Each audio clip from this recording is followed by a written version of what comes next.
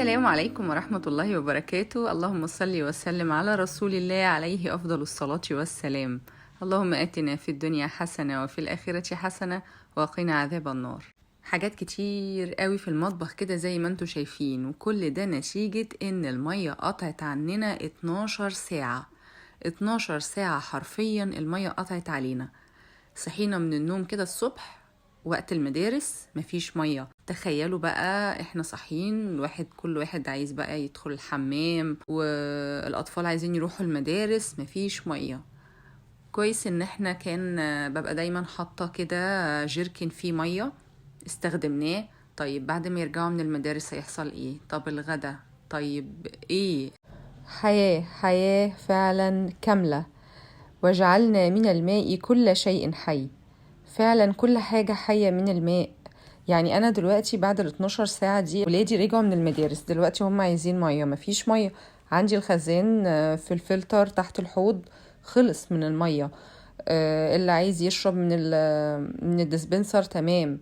طيب عايزين نعمل الغدا، عايزين جايين من المدارس عايزين يدخلوا يغسلوا وشهم ويغسلوا ايديهم، مفيش مية خلاص. وصلنا لمرحلة بقينا ناخد شوية بشوية بشوية، والوضوء والصلاة لحد ما خلاص كنا هنشتري مية يعني. فالحمد لله جت بالليل في آخر اليوم اتبهدلنا. اليوم ده كان في كهرباء تقريبا، كان في مشكلة في الكهرباء، فلأول مرة تقطع عننا المية بالمنظر ده. بصوا بقى هنا وانا واقفة بحط المواعين، شايفين هنا السخان فيه مشكلة كبيرة جدا، فاحفكين السخان دلوقتي يا رب يتصلح. شايفين اللي اللي بيطلع المية اللي يوصل المية للسخان. اما بفتح المية السخنة هنا وانا واقفة بشغل المية، فغصب عني ممكن اظبط الخلاط على المية السخنة وانا مش واخدة بالي، فالمية نزلت كلها من ورا الرخامة وخرجت لي. اللي هو انا واقفة يا جماعة عايزة اخلص شوية حاجات، الحاجة بتزيد، كمية مية اتملت في الارض، فوقفت بقى امسح. يعني اصلا انا كنت فاضية بقى موريش حاجة، فهي حاجة تسليني بقى وكده.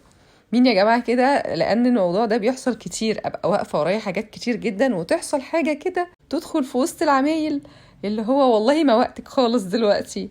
بس الحمد لله.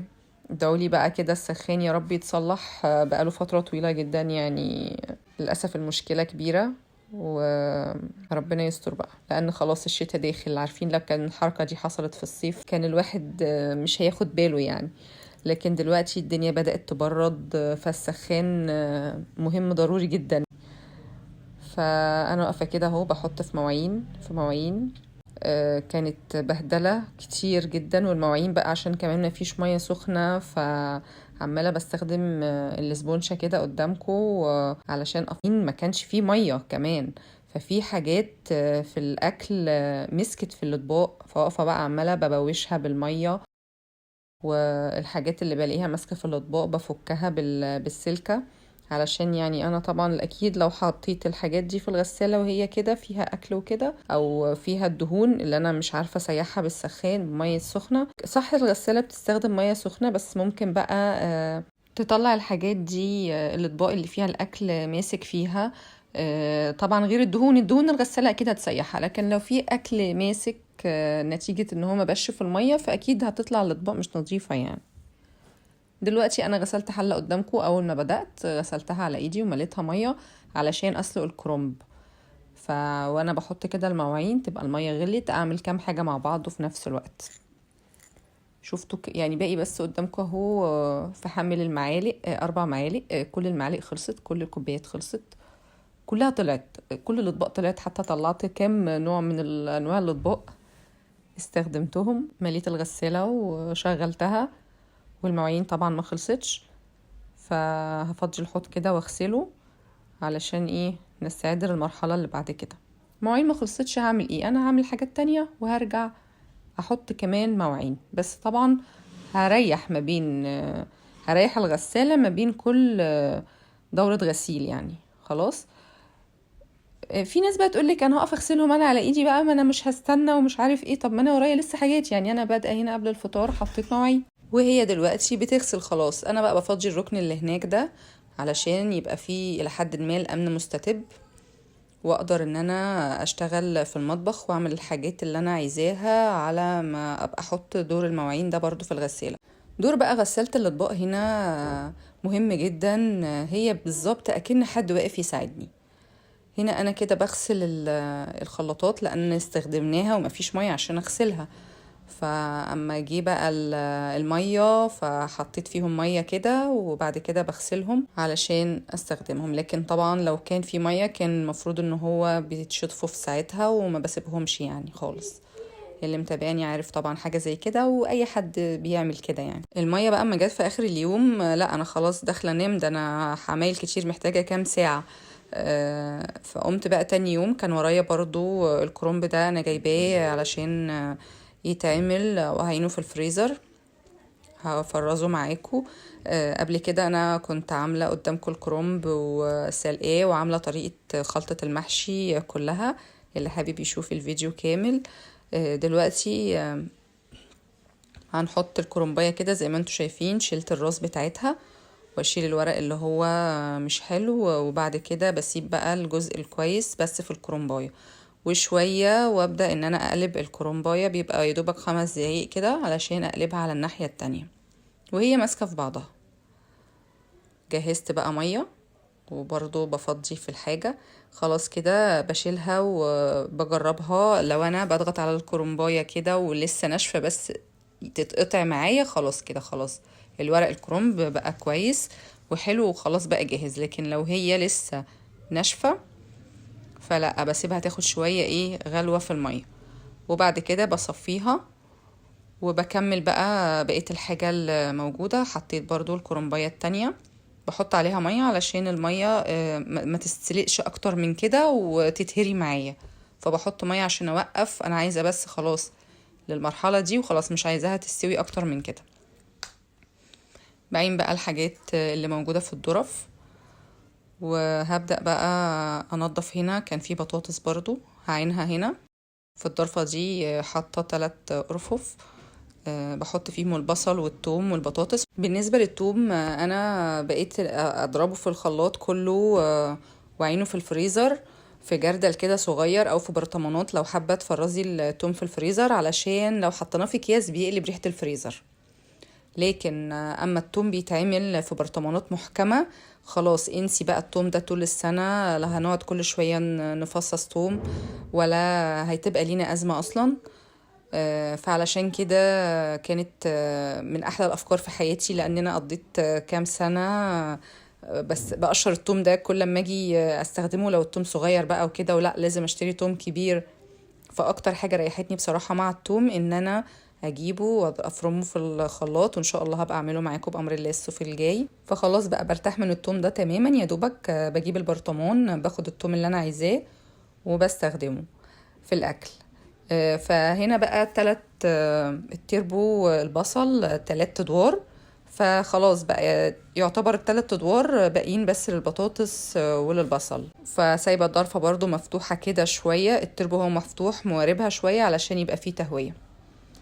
هنا بقى ببدأ أعين الخلاطات وببدأ بشرف البلاستيكات كده بغسلها، اللي هي مش محتاجة غسيل مش محتاجة تتحط في الغسالة، وبنشفها وهعينها على طول في الظرف علشان ما تبقاش عاملة زحمة كده على الرخامة، ويبقى أكني ما نضفتش. هنا بقى كنت فطرت بقى وفات وقت وسلقنا الكرنب وخلاص، كان عدى وقت تقريبا 2 ساعة ولا حاجة. خلاص بقى كانت الغسالة خلاص غسلت، وكان كمان فتحتها وطلعت البخار السخن منها وبردت الاطباق وبردت كل الحاجات.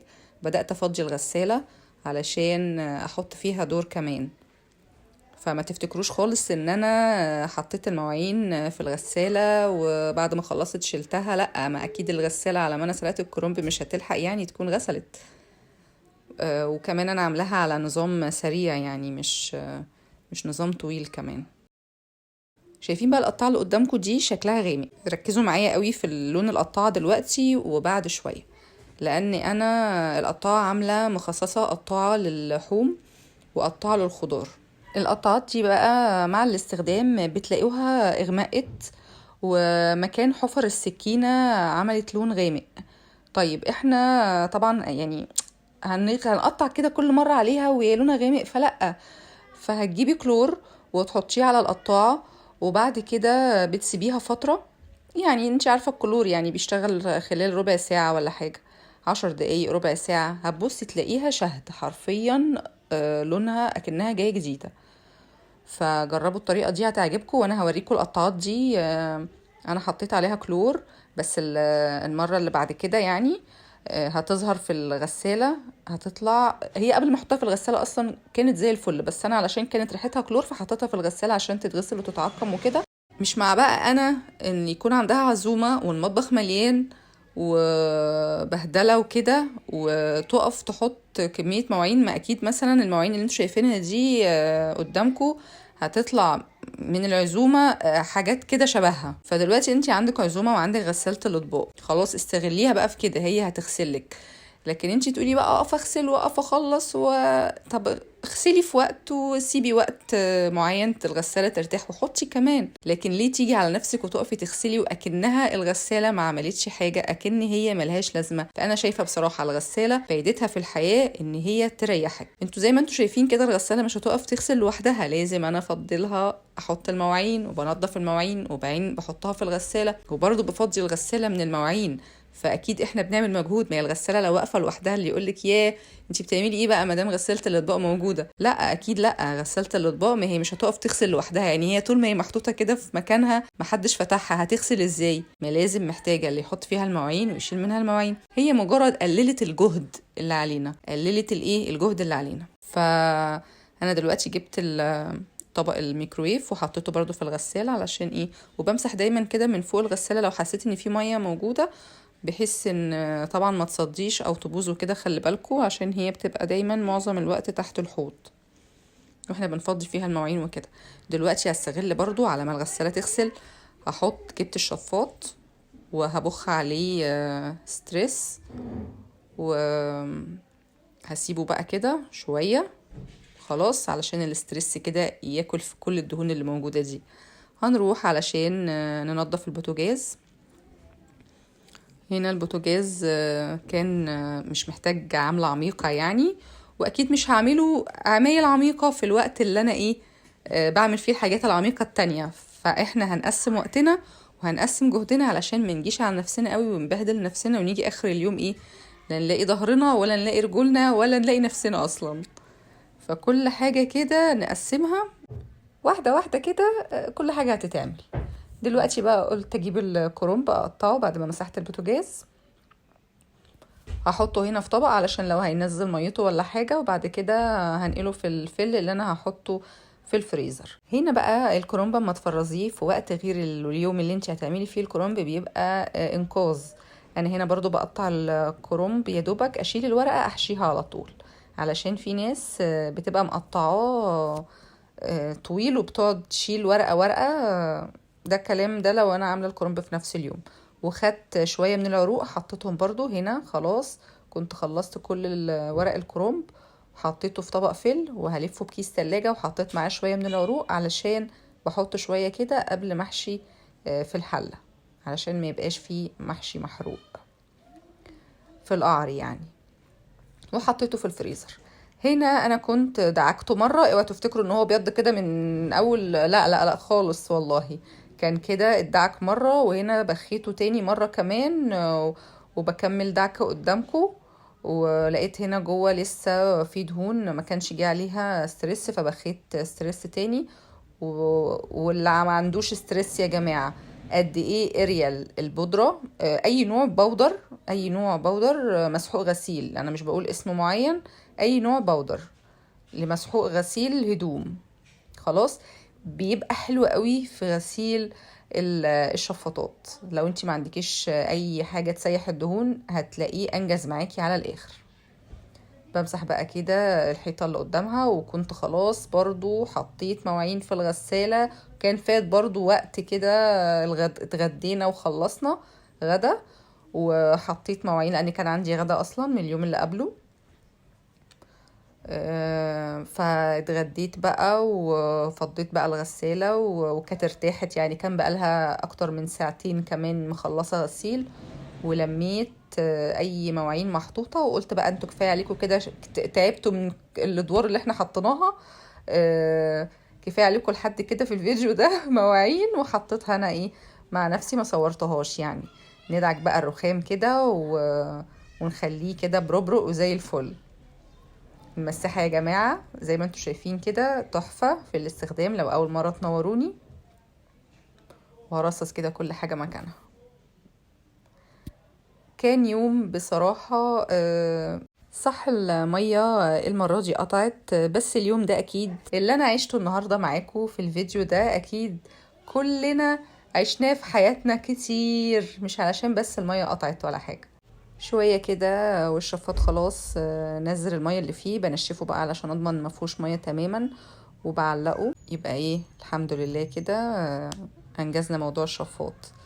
هاجي بقى هنا الأرفف اللي انا حاطه فيها الحاجات دي، هبدأ امسحها. اكيد اي ارفف موجودة في الشقة بتلم تراب. هنا بقى شايفين في دهون كده واقعة على الحيطة، فمسحتها برضو. هنا الارفف الناحية التانية بشيل منها الحاجات. انا حاطه الطفايه هنا وقت ما نبقى مستخدمينها عايزينها يعني بجيبها، لكن انا شايلاها برحمها لا تتكسر ولا حاجه، وهي محطوطه على ترابيزه الصالون او على البوفيه، فانا جايباها هنا حطها قدامي امان ليا، وفي نفس الوقت برضو مديه شكل حلو. بمسح بقى الحاجات دي كلها كده بالفوطه الصفراء، وحاطه شويه ميه وخل علشان تنضف الحاجه، وببخ. عايزه تبخي ميه وخل، عايزه تبخي، بحط دايما مع الميه والخل شويه من فريده، بحيث ان هي ما تبقاش ريحه بس خل، لا ريحه المعطر تبقى ريحه حلوه كده طالعه، وفي نفس الوقت بيلمع وتخلي الحاجه كده جميله يعني. شايفين؟ لان الحاجات دي برضو بتلم تراب. مش دايما انا بغسلها يعني، انا بجيبها بعد فتره طويله بتلم تراب كده، وبتبقى محتاجه تتغسل كويس بالصابون. برضو بستخدم نوع، ما بجيبش اريال، ما بستخدمش اريال، لا بستخدم اللي هو الصابون اللي هو البريل المواعين عادي في ان انا اغسلها. كان في على الحيطه هنا لو شفتوا في اول لقطه كان في ستيكر كده على الحيطه تحت الكمثرى اللي انا معلقاها في الحيطه دي. كنت حطاه كده في فترة من الفترات في سنة من السنين، لأن ورق الحائط ده كان مش ورق حائط بقى، الستيكر اللي احنا الرول اللي أنا كنت بجيبه في المطبخ بلزقه على مثلا باسكت في المطبخ أو باسكت في الحمام. فكنت لازقة برضو على الدروج في المطبخ، شكله كده شبه الخوص، فكنت حاطة كده مربع تحت الكمثرى كده من باب يعني أكن حروف خوص كده محطوطة يعني. وبعد كده شيلته بقى وانا بصور هنا، كنت شيلته بس ما تصورتش اللقطة دي، علشان كده ظهر في اول اللقطة ان كان في مربع خوص كده، وبعد كده بصيته لقيته مش موجود. الفاكهة دي بقى انا كنت بدور عليها، دورت عليها كتير جدا لحد ما لقيتها، ودايما بمسحها كده. كنت في الاول ممكن بغسلها بس حسيت ان هي هتتقطع مني، ففضلت لا، قلت انا عايزة احافظ عليها، علقتها. ودايما بقى اما بيجي انضف بمسحها بس بالفوطه. شفتوا يا جماعه القطعات اكنها جديده؟ شفتوا القطعات دي افتكرتوها؟ شفتوا بقى لونها ايه؟ محدش يصدق ابدا القطعات دي بتستخدميها، لو اتشافت كده هيقولوا جديده. كل ده حطيت شويه كلور عليها وسبتها. هنا بقى خلاص فضيت الغساله، ده الدور اللي اتبقى. اوعوا تفتكروا ان خلاص حياتك كده مش هيبقى فيها مواعين، لا خالص، في طلع لنا شويه كوبايات من هنا هنحطهم ان شاء الله. بس هانت بقى، هانت قربنا نخلص الساعه دي. المواعين ليل ونهار ونهار وليل، ما بنخلصش. طول ما في حياه، طول ما في مواعين، طول ما في مواعين، طول ما في حياه. لو في مكان ما فيهوش مواعين يبقى اكيد ما فيهوش حياه. ربنا يدينا الصحة كده ونفضل نغسل كده في المواعين دايما على طول. مسحت برضو الديسبنسر والميكرويف كده، هنحط كده كام كوباية الحلوين دول علشان نبقى ايه خلصنا. ناخد بقى الغسالات كده معانا نبخهم. ادعولي يا جماعة، انا الادراج لسه اللي حطاها فوق الغسالات ما لقيتش ستيكر خالص عجبني ان انا اجيبه. الاستيكرات دي زمان انا كنت بحب اجيبها على طول، كان المتر بيبقى ب5 جنيه. دلوقتي مش عارفة المتر عالي سعره، وما بلاقيش بقى رولات كده شكلها حلو بصراحة. حابة ان انا اجيب حاجة كده شكلها حلو، عشان كده دايما تلاقوا الكراتين الادراج دي لسه شكلها لسه ما غطيتهاش، لان انا فعلا ما لقيتش شكل حلو بصراحة يعني. لمع بقى كمان مراية البوتاجاز، وهعمل كمان غطا الباسكت. انا طبعا الباسكت ده بشيله وبغسله، بس في الاوقات اللي الغطا بس محتاج يتمسح بمسحه بس. دلوقتي بقى نكنس الارض وهنمسحها. انتوا فاكرين الارض دي احنا مسحينها من شوية، بس اكيد لا، يعني ده مسيح بس بمسح المية. شفتوا فيه، لاحظتوا فيه غطا كده لونه اصفر ورا الديسبنسر؟ دي ازازة صغنونة خالص حطها ورا الديسبنسر علشان هي تعتبر تلاجة، فما ينفعش انها تخبط في الحيطة. ف حاطه الازازه الصغنونه دي تحت بحيث تثبت بقى خلاص، يعني ما تقعدش كل شويه ترجع تمسك في الحيطه عشان غلط. شفتوا يا جماعه اللي متابعيني على طول، المساحه اللي بمسح بيها لونها ايه؟ لونها مش بيج، لونها لبني. جبتها علشان الشقه والمطبخ، وخليت التانية للحمام بس. يا رب يكون عجبكم الفيديو، يا رب يكون قدرت أشجعكم أو في أي فكرة جديدة اتعلمتوها. لو لسه جداد معايا في القناة ما تنسوش الاشتراك وتفعيل الجرس عشان يوصلكم مني كل جديد. انتظروا مني بأمر الله فيديوهات جديدة، والسلام عليكم ورحمة الله وبركاته.